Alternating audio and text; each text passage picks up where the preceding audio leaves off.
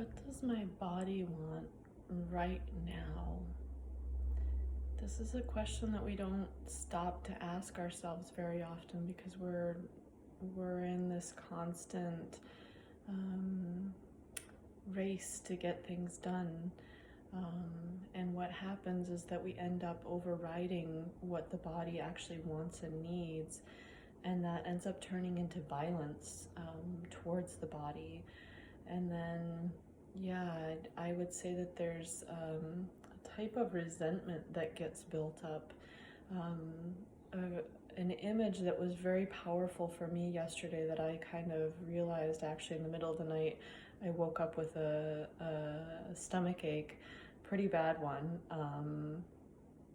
And I realized that by putting food into my mouth that my body is not actually receptive to, it's almost like penetrating a vulva that's not engorged, that's not receptive, and so that action ends up being very violent.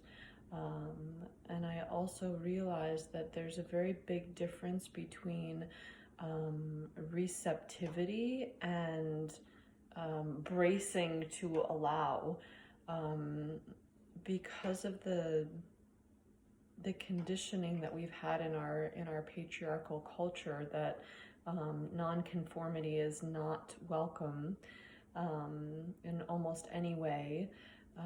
We've taught ourselves to freeze and kind of brace against the things that we force ourselves to do to fit into the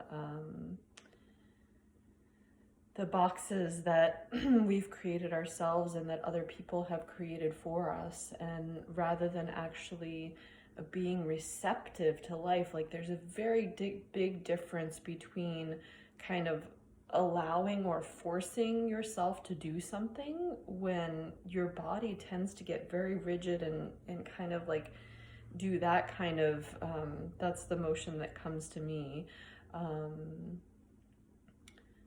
And that's very different from the receptivity that's like this alive, pulsing with life force, almost like magnetically pulling in, purring.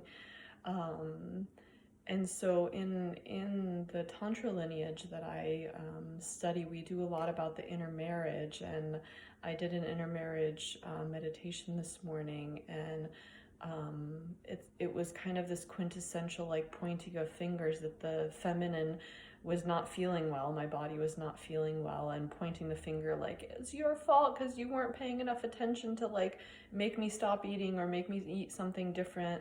And then the masculine is kind of in this like feeling really berated type of situation, and so that doesn't feel good to him either, and he's really bummed because he wants her to be purring, he wants her to be like, feeling really good and delicious and receptive. And so one of the things that I've realized is that it's really important to cultivate this relationship. And so I decided to do a radical experiment. It's actually a really radical thing to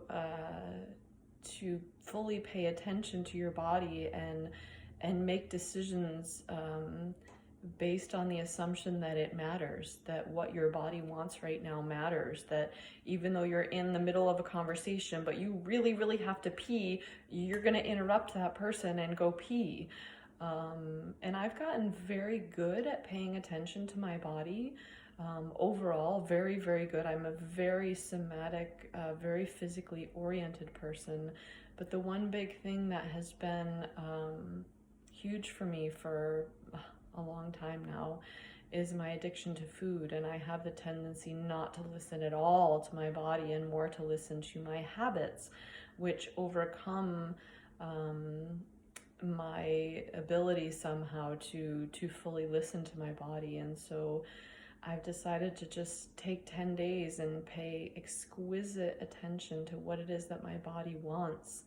And also during that time, I'm going to focus on my digestive organs and really cultivate a more intimate relationship with them. I started with my stomach this morning and doing some practices. This might be a great idea if you want to start cultivating a little bit more of a relationship with your digestive system.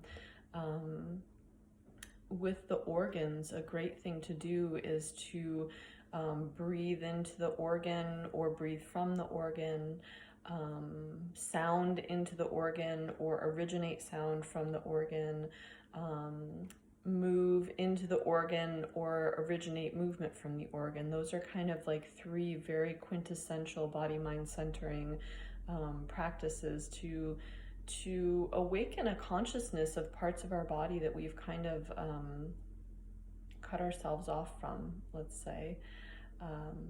So I'm going to be doing this experiment and just really both cultivating the relationship with my body and also listening to my body for the next 10 days, and I'll keep you updated.